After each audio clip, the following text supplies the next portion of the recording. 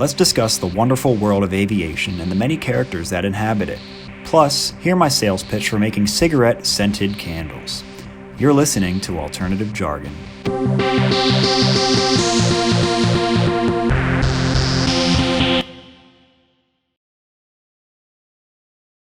Ladies and gentlemen, welcome back to Alternative Jargon, episode number 14. Here we are, the last episode before Barbie and Oppenheimer are released.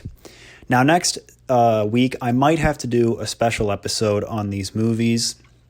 This is a landmark event of the summer and of the year, and I might have to delay the episode a day to give me time to go see them on Friday and subsequently make an episode about them and release that episode on Saturday. We'll just have to see, but I will definitely be watching both of them at some point, definitely be discussing them on the podcast. I haven't been this excited to see a movie or two movies in a very, very long time. The last movie I can think of that I was this excited to see was probably Star Wars Episode 7, back when I was in 8th grade. And that was before I realized that, these new Star Wars movies are not going to be anything good, not going to be a good continuation to the original story. It's going to be a bunch of corporate garbage from Disney, right? And they really should have never been made. But anyway, Christopher Nolan is my favorite movie director. His last movie was Tenet in 2020, which didn't even really release in theaters, obviously because of COVID. And I honestly haven't seen the movie, but from what I've heard, it's convoluted, it's confusing. Nolan movies are always a little bit deep, I guess you could say. But from what I've heard, Tenet is just taken too far, and no one really gets it. I don't think Christopher Nolan will ever make that mistake in any of his movies again. I think he's too smart for that. I don't expect anything like that to ever happen to him or to happen from him again. But we haven't really had, before that movie, we haven't had a Chris Nolan movie since Dunkirk in 2017. And that movie was only an hour and 46 minutes long. Good movie. I've seen it. It's good. But this is going to be 3 hours of Christopher Nolan, 3 hours of nuclear bombs, 3 hours of a star-studded cast. It's going to be a lot of fun. And I can't wait. And the main thing I want to see is how he's going to spin Oppenheimer, right? This is a historical story that we know the end result. We know how it ends. The bomb blows up.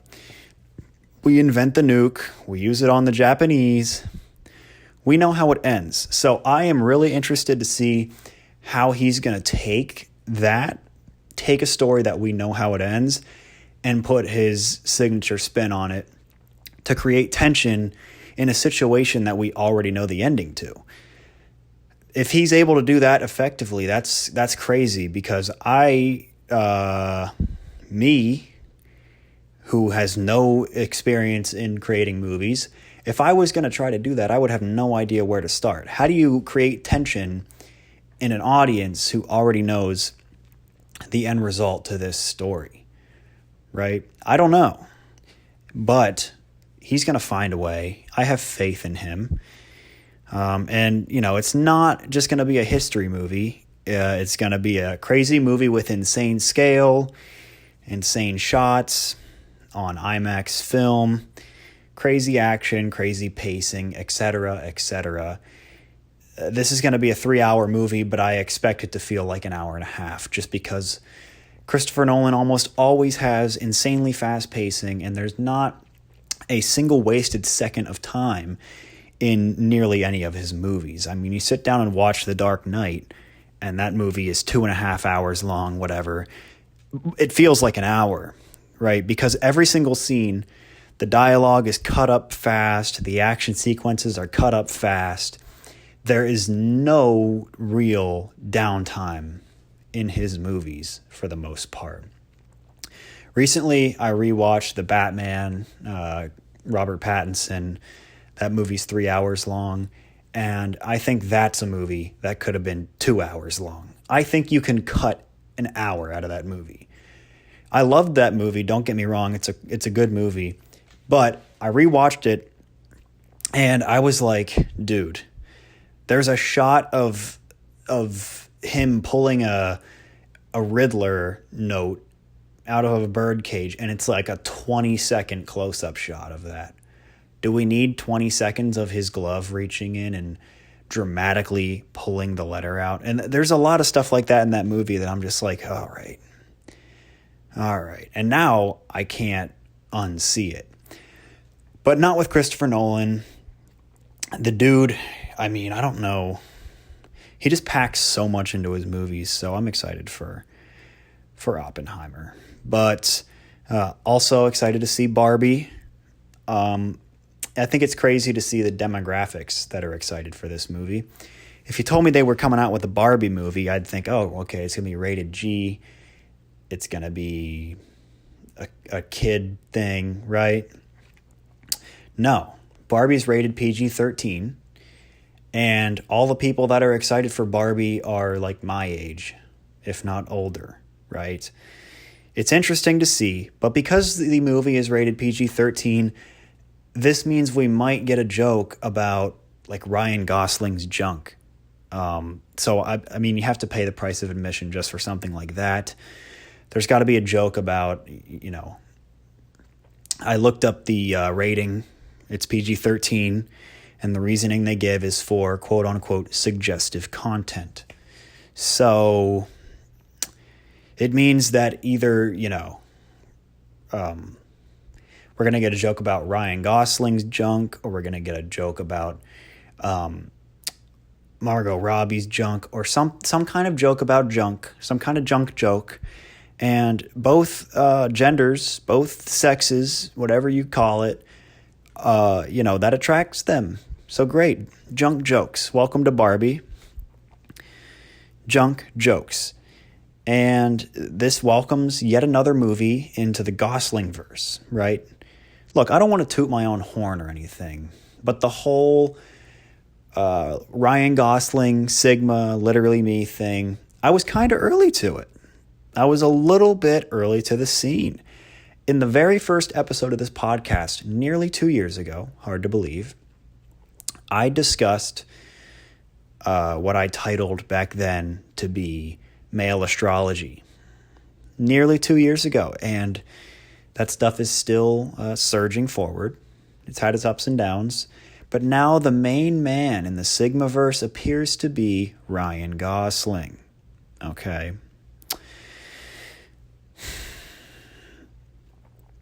The reasoning why, I don't know. I think he just fits the Sigmaverse pretty well. He has a lot of very serious roles in which he is very lonely, and where he has cool shots of him in a city and stuff. And what's not to love about that, right? For the Sigmaverse, a man who has no female interaction and who either drives around a city at night or lays in the snow and looks up at the sky. It's perfect for the Sigmaverse. It just is. But yeah, very first episode of this podcast. I've been trying to think of ways to celebrate the 2-year anniversary of Alternative Jargon. I'm not sure what I want to do yet, but it doesn't feel like it's been 2 years, and I think that's mainly because I've been so inconsistent with doing it. I mean, the first year and a half of this show, there were only like 5 or 6 episodes. The last, 8 or whatever have all been in this summer. I made it a goal of mine to really pump out the episodes this summer and just see what happens, because it's something I love to do, but I just don't get around to it. But I'm trying to push myself, trying to, do it better. But anyway, speaking of movies and television, today, obviously the Hollywood writers' strike has been going on for some time now, but today, the actors are now on strike, and there's just apparently nothing happening in Hollywood.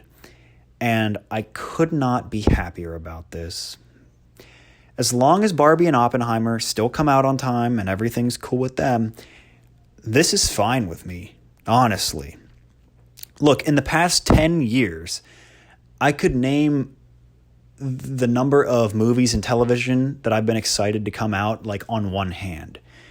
I don't really care. Most of the stuff that comes out today is just not great. It's either a reboot, a remake, right? It's whatever it is. Very few things interest me that comes out of like mainstream Hollywood.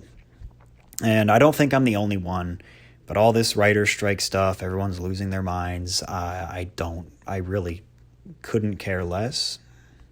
By the way, when people say I couldn't care less, it's I couldn't care less. It's not I could care less. If you could care less, that means you do care. So if you want to talk about the fact that you don't care, then it's I couldn't care less. But anyway, one of my pet peeves. I should have included that in the Makes Me Grimace episode. Good gosh, Sorry to get off topic there. But, last summer in, I believe it was episode 5 about original content and life on Mars, by the way, this episode's like very self-aware. I've never actually like talked about, never mind. Last summer in that episode, I joked that we should just shut the entire entertainment industry down for a few years because half of our shows are just celebrities that you haven't heard of in 20 years wearing masks and singing on a stage, and then you have to guess who they are. And if you look around, folks, it's coming true.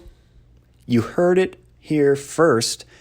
A year ago, almost to the day, this episode will release on July 14th. Guys, that episode last year came out on July 15th. So you heard it first on Alternative Jargon. It came true. They're gonna shut the industry down, at least for a little while, maybe for a few years, like I said. But, you want to say, all the headlines say Alternative Jargon is a misinformation podcast. All the headlines about this show. That's what they all say. Look at that. Okay. Nostradamus who? Anyway, I'm just kidding. But it did happen. So it looks like Hollywood is following my advice. They are just going to shut it down for a while. And great. I don't do any research for this podcast, and I crack jokes, and I take random shots in the dark at stuff. And maybe that's what Alex Jones was doing all those years on his show. Maybe Alex Jones was just filling out Mad Libs every day, and then it turns out that some of the stuff that he was saying came true. Right? Maybe Alex Jones lost a bet with some buddies and they say, you know what, Alex, on your news show, we want you to just fill out a Mad Libs about whatever's in the headlines, and that's what you have to say, no matter what. He lost a bet. That was his punishment. Maybe he got last place in fantasy football one year, right?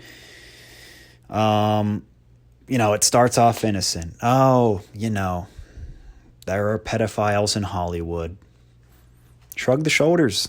Obviously, Mad Libs was right. Oh, Bohemian Grove. Something weird's going on there.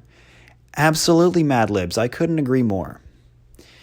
One day, Alex comes into the office. He looks down at his Mad Libs tablet and he goes, today I have to say Sandy Hook wasn't real. He probably said, oh crap, on that day. He probably said, oh crap. This one could maybe get me in trouble, oh, there's an island where elites go to, do bad stuff. You heard it first on InfoWars. Not bad. But wait a second. Today I have to report that dozens of children who were killed are actually fake, and that a small town in Connecticut just is full of crisis actors, and everyone there is faking it. Mad Libs didn't quite do their job that day for Alex. Did not quite work out that day. Just ugly. Ugly. By the way, did Alex Jones ever have to pay that $900 million or whatever for defamation? I never heard the end of that one. I know it took 10 years for them to settle that case about Alex Jones and the defamation about Sandy Hook, but it ended up being like almost $1 billion in damages. I don't know if he ever had to pay it, but he could always just do a big blowout sale on Infowars.com on his Alpha Brain products, right? I take Alpha Brain every single day, along with my post-work Monster Energy. And I gotta say, it's a lethal combo. My free testosterone has never been higher. Use code JARGON at checkout on Infowars.com for 10% off your purchase. US only. See store for details. No, the show is not sponsored by Infowars yet. But yeah, I mean, I was not doing Mad Libs the day that I guessed or said that we should shut Hollywood down. I was not doing Mad Libs, and I'm not doing Mad Libs now. This is straight from the dome, folks. Straight from the dome. Straight from the Alpha Dome. But anyway, I just got back from the beach. Look, down at the beach, at least in Ocean City, Maryland, I don't know what brand they are, but there's a type of cigarette that people smoke down there that will always smell like the beach to me, and I love the smell, right? When I get out of the car at the beach for the first time and I start to unpack my suitcase out of the trunk of the car and walk into wherever I'm staying down there that year, there are a few things that I just love and a few smells that I love. And, the salt water, the sand, and then that nice cigarette smell. I don't know what brand. I don't smoke cigs. But if somebody knows what brand cigs those are, let me know, because I kind of want to buy a pack and just use them like candles. Instead of coming home and lighting a pine wood candle on Christmas Eve, I'm going to come home and take out a pack of Eagles and light them up and just sit one on my desk and let it smoke. I'm not going to smoke it. I don't want cancer. I'm going to get enough of that from my Diet Coke and Monster Energy intake. But I just want to sit it on an ashtray and let it do its thing and say, Ocean City. I can almost taste the salt water, right? But everyone needs a cigarette in their life. And by that, I just need a good vice. Everyone needs a vice. Everyone needs an outlet to let their stress escape. No one can live with all the pent-up stress. Mine, I would say, is energy drinks. I enjoy partaking in an energy drink just about every day. Is it healthy for me? I don't know. And I don't really care, right? We worry about too much in terms of health. Some of us more than others, but you got to have something you do that's just unhealthy, or you'll just go psycho. You got to have something fun every day, just a little thing, right? And no, you don't have to smoke a pack of cigs a day. Maybe your vice is a Jolly Rancher on your lunch break, or maybe your vice is you get home from work and you take your belt off and you turn on the black light and you get to it. Everyone has their own vice. We all have our own different lives, our own levels of stress, but I'm not going to judge. Look,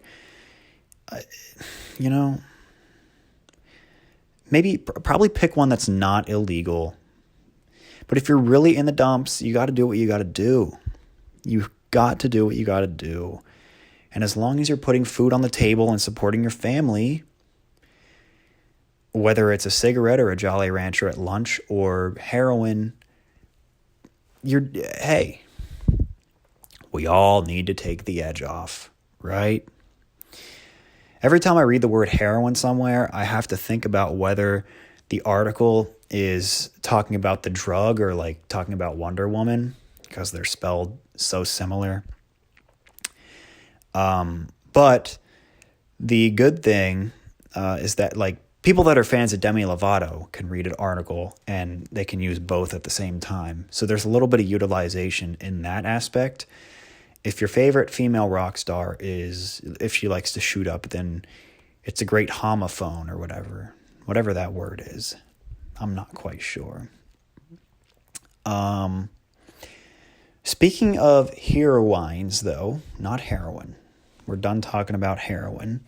But speaking of heroines, have you guys seen the video of the woman on the plane who is saying that someone on the plane is not real and that she needs to get off the plane right away? This has been circulating my social media for the better part of 2 weeks. I'm a little bit late to it, but whenever I was recording the episode for last week, this was brand new. And, there just wasn't time for an alternative jargon emergency PSA while I was at the beach about this woman. So I just had to push it off until next week. And hey, we're always looking for content around here, right? So let's go ahead and open this clip up here.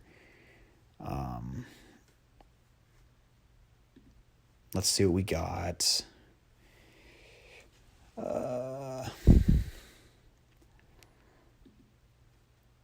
All right. So, no, I don't want captions. All right, so let's just take a look here. Let's take a look.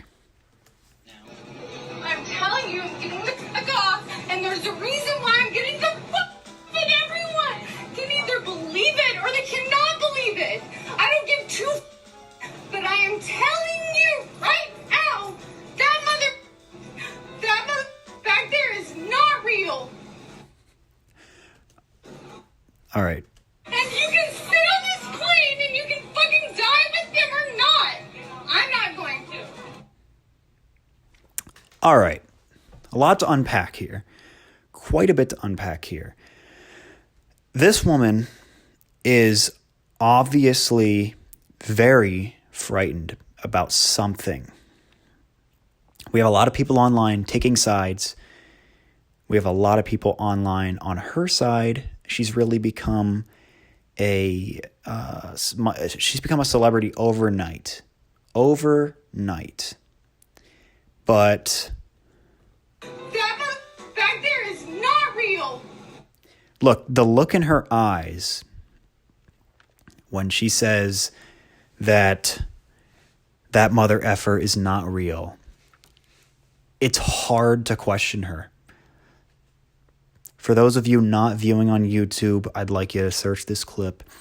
The look in her eye, I mean, this woman is hard to deny. She's got the 1,000-yard stare. Her voice is quivering. She is clearly in a state of shock, some sort of state. This woman is in a state. Obviously either the 48 contiguous or Hawaii or Alaska, but also in a very heightened emotional state of some sort. This woman is scared. She appears to be angry, or not angry, but shocked. Let's listen again. David, I don't give two but I am telling you right now, that mother back there is not real. Okay. I I just, there's something I love about this video and I can't put a finger on it. I think I just love how confident she is in her answer. I have never seen a person more confident in a situation that makes them so vulnerable in my entire life, I don't think. I've watched this clip 1,000 times over, and every time I do, it just makes me giddy because this woman, I don't know who she is. By the way, the internet has not really found out who she is yet.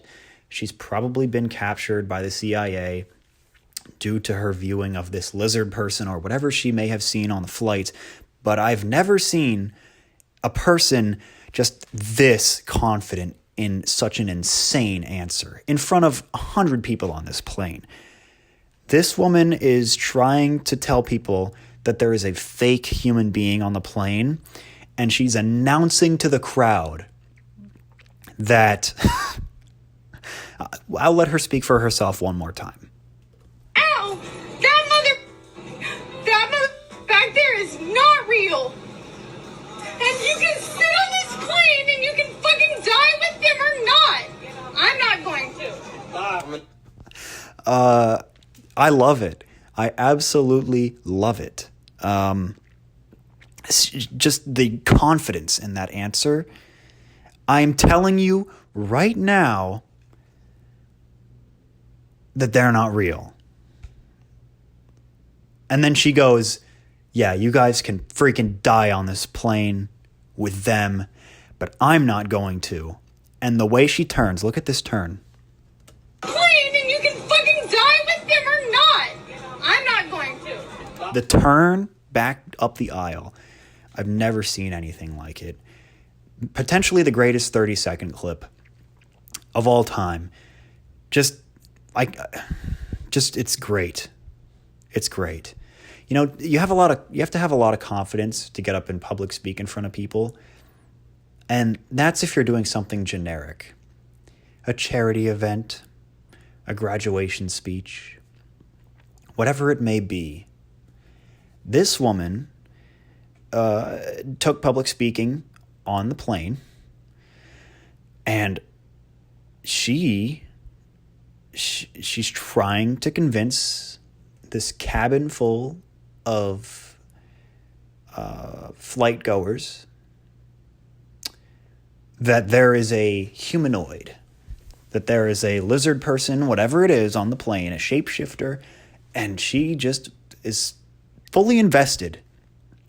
And a lot of the internet has fallen in love with her. And can you blame them? Can you really blame them? I don't know if you can. Now, there is also a screenshot where in the middle of her talking, she has both her fingers up on both hands, and then one goes down and one goes up, and then people are saying, oh, is she worshiping Baphomet due to her hand signals? Is this just another distraction from the elite? Okay. Not sure about that. There's always that side of Twitter. God bless their hearts. I love that side of Twitter. It's so great. But, did she see a shape-shifting alien? Did she have bottomless mimosas before her flight? Or did she take Benadryl? I don't know. Did this happen at the Denver airport? There's a lot of details to sort out here. Unfortunately, I don't think they pulled her off the plane and did her blood work. We'll never know if there was anything in her system or not. But I will say, the only thing in this woman's system is that dog. She the most confident human being potentially in the entire world. You can't question this lady. She is just, you can't govern her. If this woman, no matter what substance she could have potentially been on, had the confidence to do that, stay out of her freaking way, because she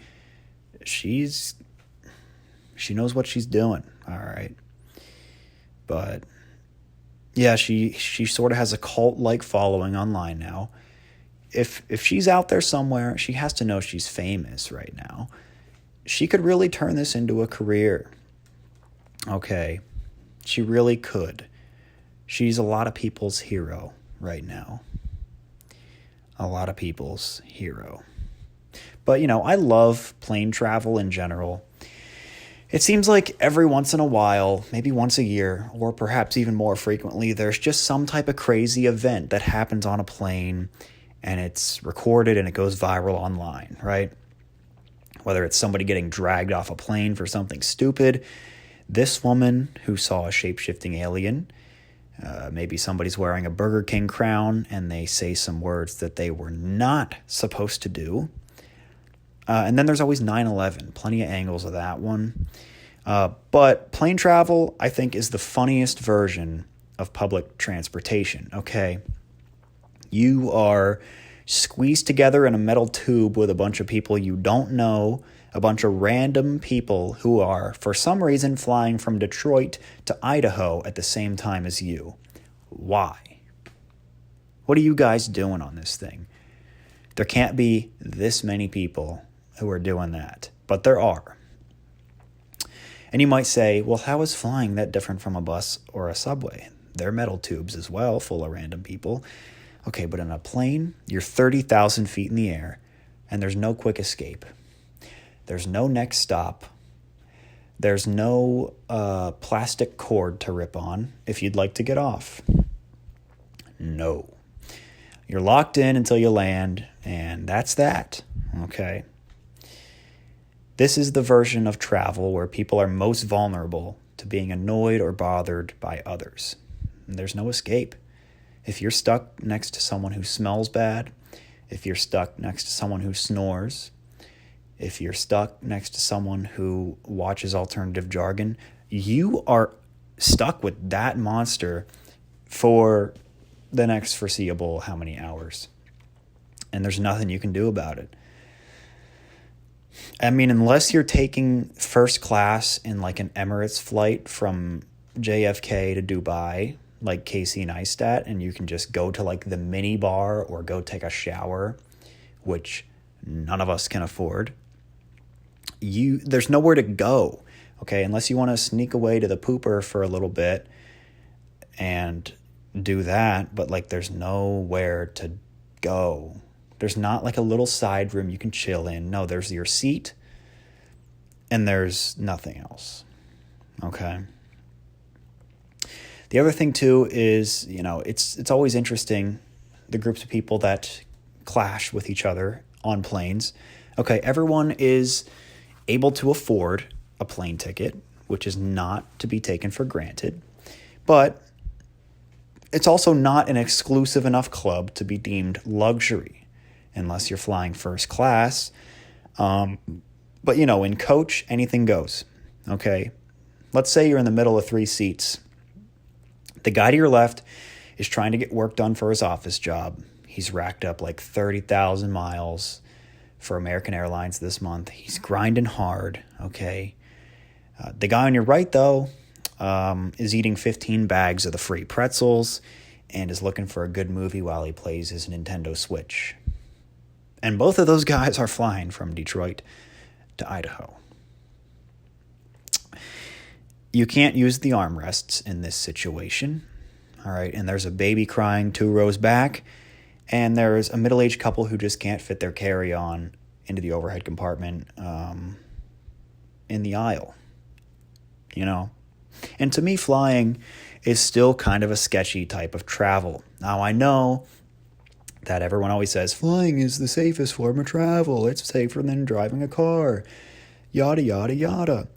Okay, well, when you take a bus, there's not an employee on the bus that has to show you how to cover your face so when you go down and you die, you look like a dork with a mask on.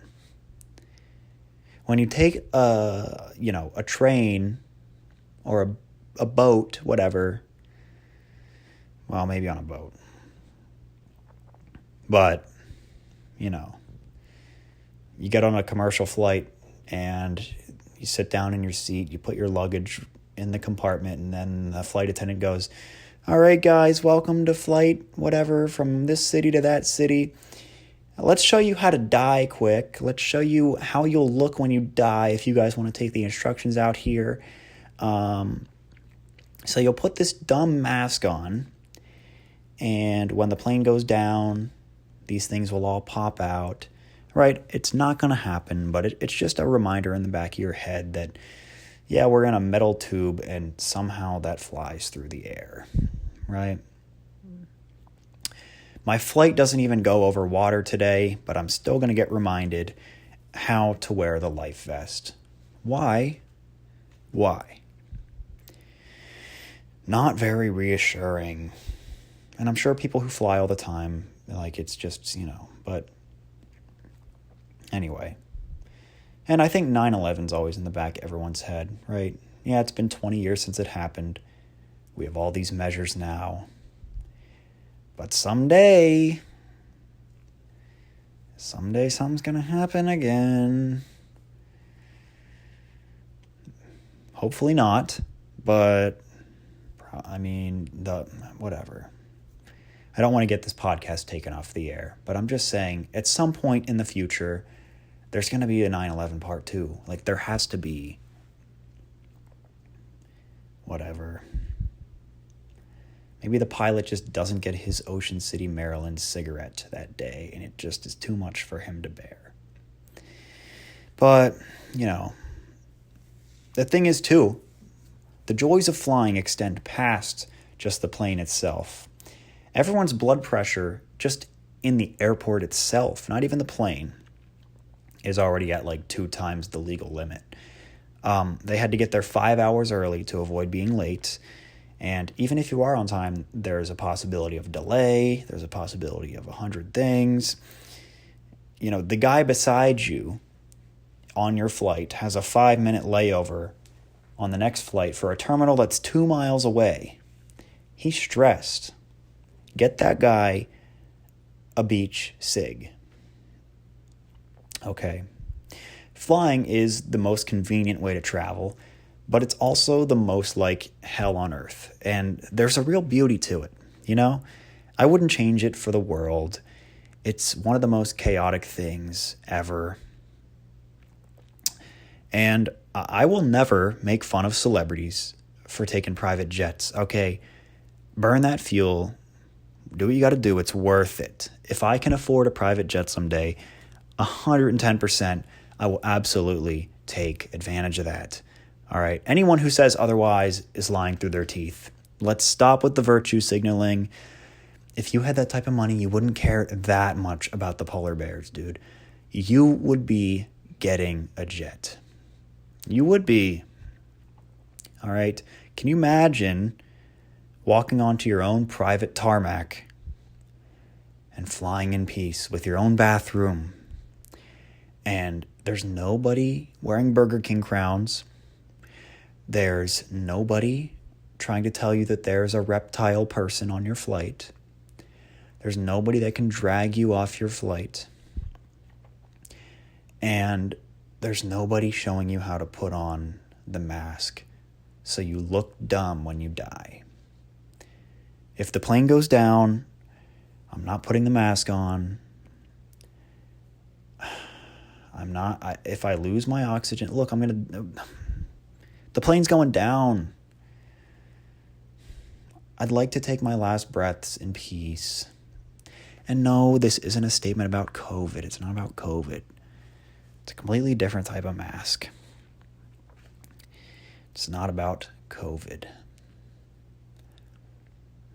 But, yeah, if you say you wouldn't own a private jet, you're lying. Sorry. And yes, all the politicians that fly to the Paris Climate Treaty to discuss ways to cut back on emissions in their private jet,